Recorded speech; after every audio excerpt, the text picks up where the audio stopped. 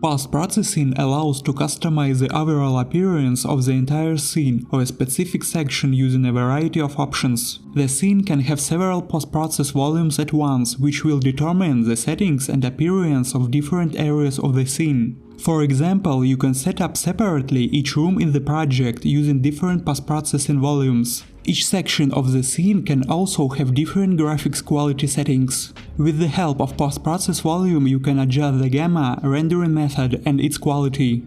You can set up global illumination, perform color correction, and use various effects such as bloom and lens flare. Post-processing is a powerful tool that will allow you to fine-tune the visual part of the project. Now let's take a look at how it works in practice. Use the Quick Add tool. Volumes. Post-process volume. Increase the size using the Scale tool.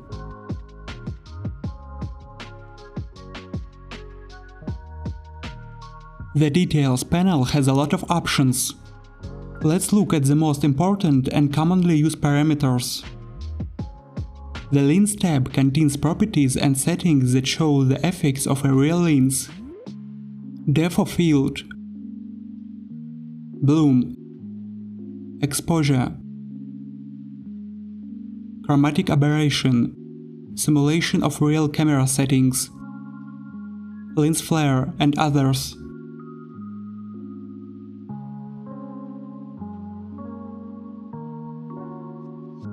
Color grading contains tool for deep color correction. This tool is similar to working with color balance in Photoshop.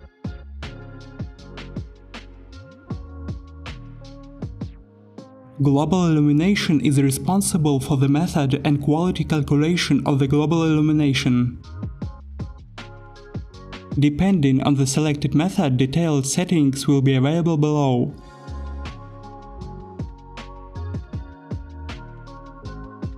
Reflection. This tab is responsible for the method and quality settings of reflection in the scene. There are many options here depending on the chosen method.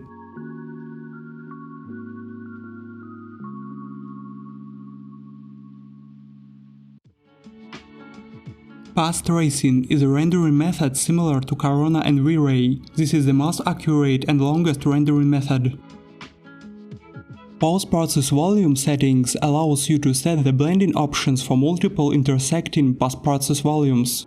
Next, we will use the post-process volume capabilities to set up the project. Let's go back to the color grading tab. Choose Global. Activate saturation. I will set the value to 0. Let's move inside the volume. As you can see, when the camera is inside the volume, the set settings affect the scene. This volume can affect the entire scene regardless of its size. To do this, you need to find and activate the infinite extend parameter. Now the camera is outside the volume, but volume settings still work. Disable it. Create another smaller volume and place it inside.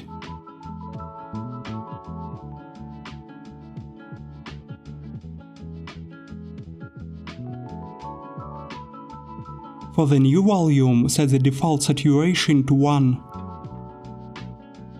When the camera enters a small new volume, its values are applied.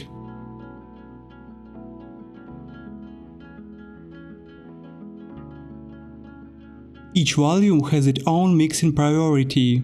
By default, it is 0 for all. They have the same weight relative to each other. Change the mixing priority of the first large volume to 1. Since the priority of a large volume is higher than of the small volume, when the camera enters a small volume, the large volume settings continue to be affected. When you create a volume that will be inside the main volume, I recommend setting it to a higher priority than the main one. In this case, the first large volume should be left at 0, and the small one should be set to 1. Delete all volumes and create a new one.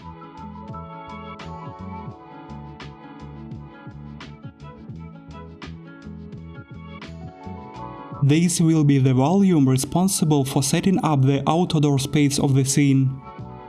Activate Infinite Extent. Leave the priority value at 0. In the Lens tab, activate Bloom. Enable Method and Intensity.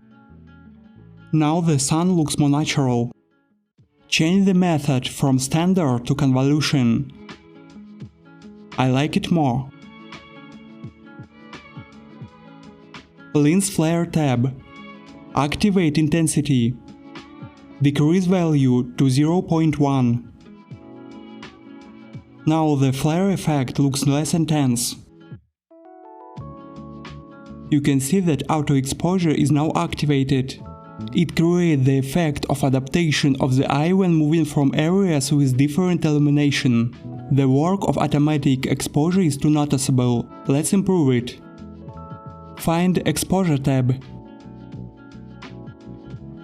Speed up and speed down. Set the maximum value.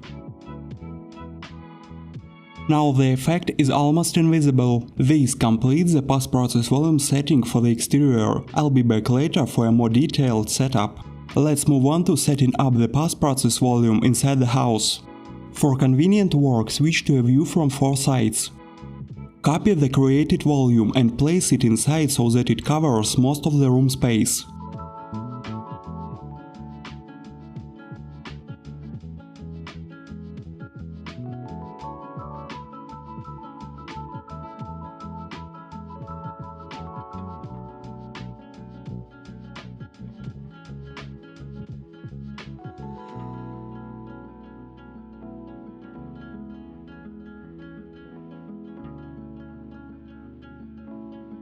Rename and place the post-process volumes in a new folder.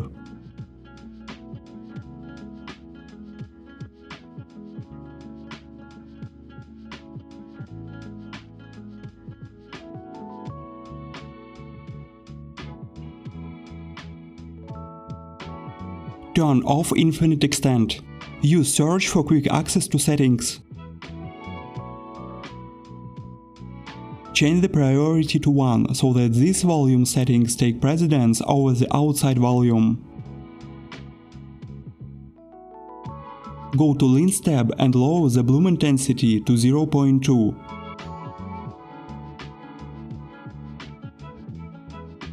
Lens flare to 0. Now the room is filled with blue haze. This is the fog effect. To fix it, go to Exponential High Fog settings. Find and increase the value of start distance up to 2000. This value is responsible for the starting point of the fog relative to the player's camera. For the interior, I will use different sun settings. This will allow me to choose a more advantageous position and fill the interior with natural light. Duplicate sun sky.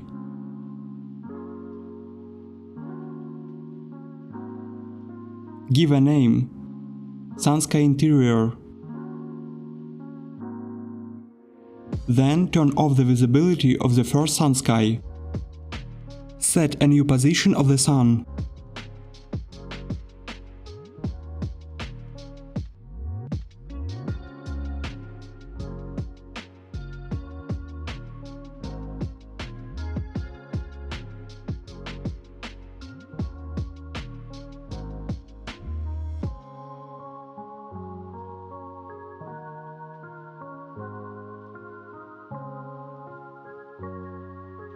I want to add more natural fill light. This can be done in 2 ways. The first way is to increase the indirect lighting intensity of the directional light. Go Sun Sky, Directional Light, Indirect lighting intensity. Set the value to 12. But with this parameter you need to be very careful because of the appearance of artifacts. That's why I prefer the second way. The second way is to increase the intensity of the skylight. Switch to skylight and turn up the intensity. I will set up value to 3.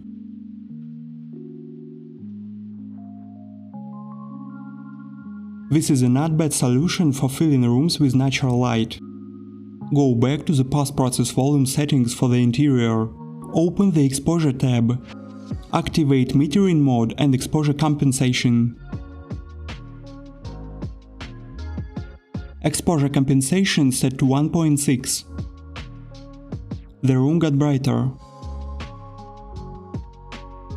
Now I need to lower the brightness of the sun highlights. To do this, I will use Local Exposure tab. Activate Highlight Contrast Scale and lower it to 0.5. That's better. There is still overexposure from the sun, but there are no materials in the scene, so I leave it like that for now. Light quality looks bad now. The light flickers. That can be fixed by increasing the quality of the lumen global illumination. Go to the Global Illumination tab. Method Lumen. Lumen Scene Lighting Quality 2. Lumen Scene Detail 4. Final Gather Quality 2. Flickering is less. I can make it even better. Manually set the value to 4. Try 6. 6 is the best value. See how realistic the shadows look. Flickering has disappeared. But remember that increasing the quality makes each frame more expensive for the system. I like the way the light looks.